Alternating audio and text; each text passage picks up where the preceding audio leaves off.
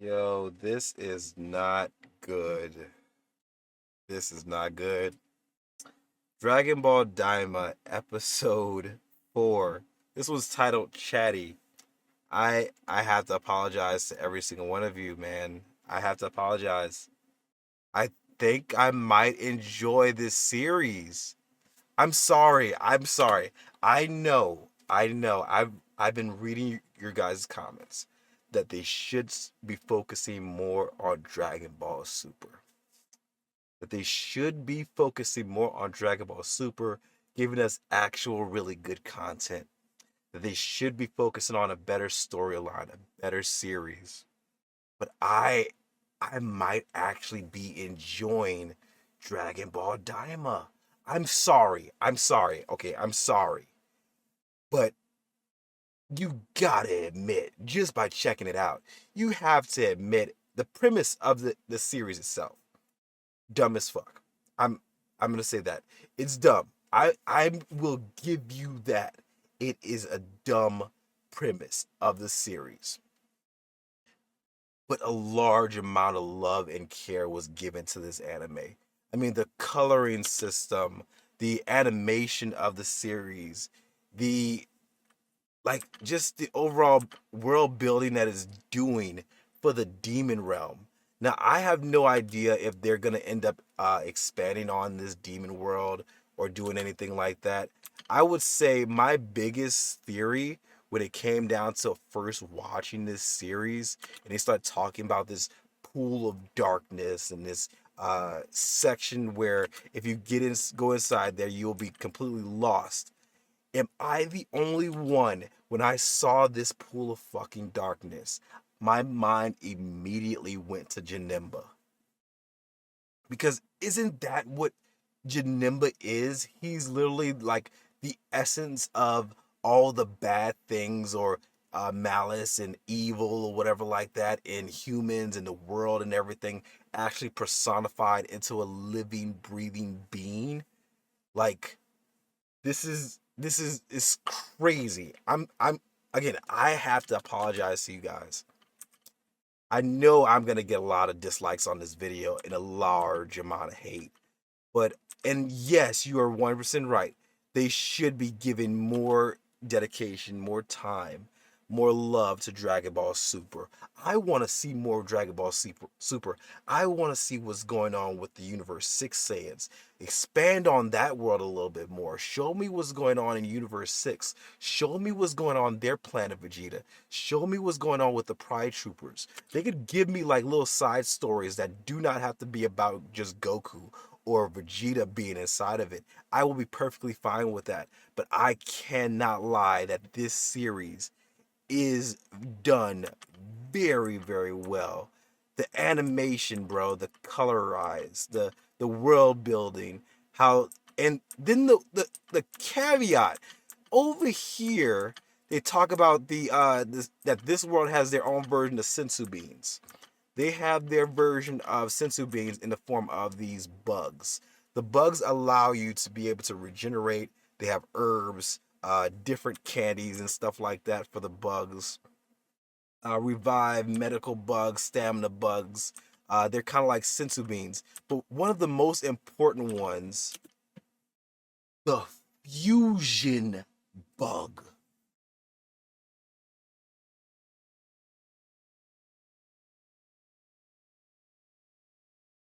Are you trying to tell me that we're gonna get a new fusion? We're gonna get a bug fusion of Goku and Vegeta. Like this is gonna be a thing. If so, they are putting a lot of stuff inside this series.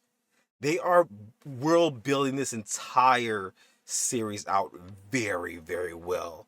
Like the just the type of world that they're building with this small series. I don't know for a fact if Akira Toriyama had actual like work that he did onto this, or whether he just did the concept art for it and or had a premise for the story in a bigger whole, and then they took parts of it, they pulled different sections of it and they made Daima along with it.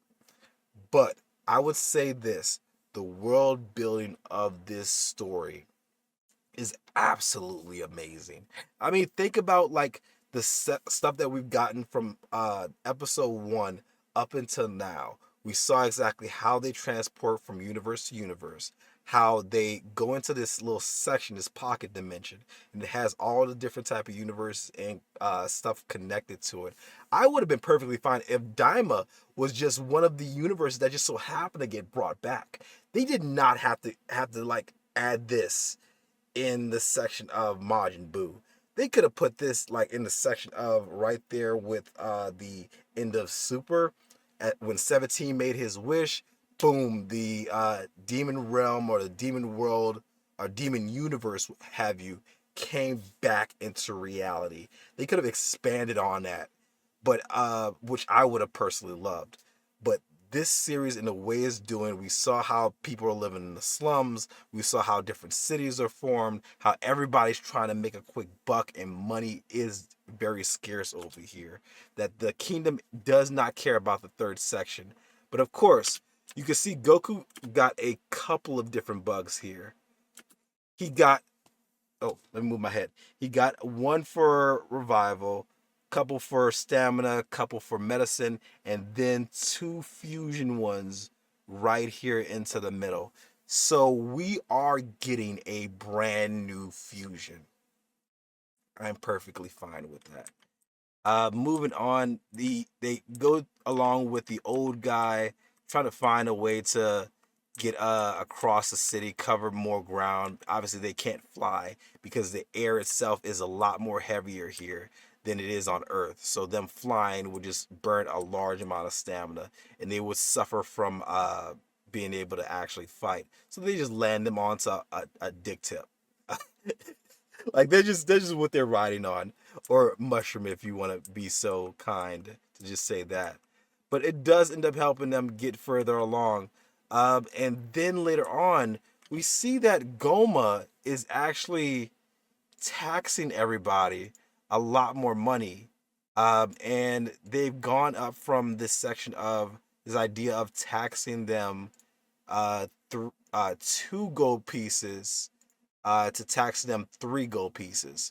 And in this city, they actually take their actual life force. So there's an extractor where you can extract years off a person's life.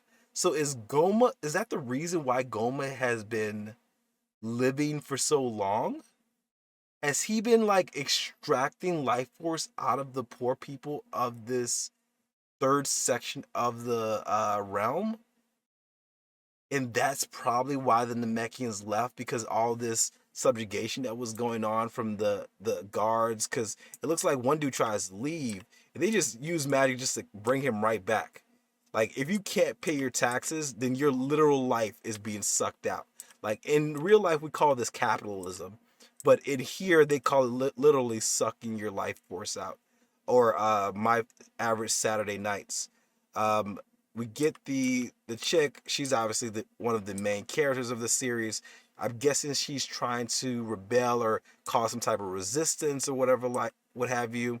But look at this animation. The power pole feels impactful. It feels heavy. It feels like it has weight. Like Yoibo like just has so much weight behind it. And oh man, I just wish that Nimbus could have been part of this. But obviously there's a reason why Nimbus isn't a part of this. It would have been too damn good for them to just have a way to get around back and forth. But the way that Goku is using Power Pole is literally like he just never left. Like he has those old feelings and maneuvers down to a T. Again, this is bad, man. And I started off shitting on this series a lot. I was like, man, I don't know if this is gonna be good. Like they're they're going. I don't like the fact that Dragon Ball has become so heavily focused on kids that it does not go back to what it used to be in terms of like blood, the gore, the spectacle element of everything.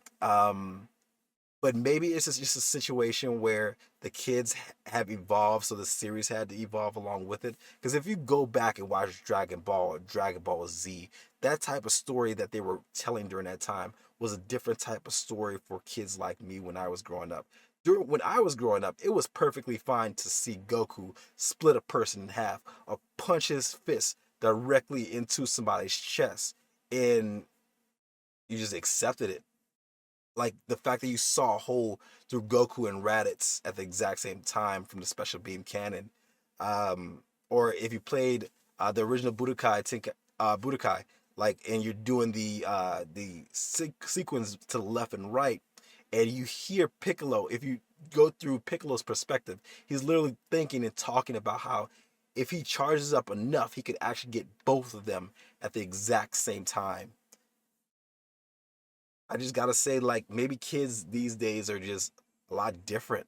They just need a little bit more care and uh, blockage from what we grew up with back in the day. I'm sounding old, very much so, but I'm sorry, y'all. I'm sorry. I know this video is probably gonna get downvoted, but I wish that you guys would like the video, comment your thoughts down below. What are you thinking? Like, what would you like to see out of this series? Do you think that they should have just literally just continued what's going on with the manga? Because obviously the Dragon Ball Super anime has not been following the manga. I feel like they should have just focused on what was going on in the manga, followed that T by T, and allowed Dragon Ball fans to have exactly what we want. But again, you guys let me know your thoughts down below. Make sure you like me, love me, and talk to me. And I'll see you guys in the next video. Peace.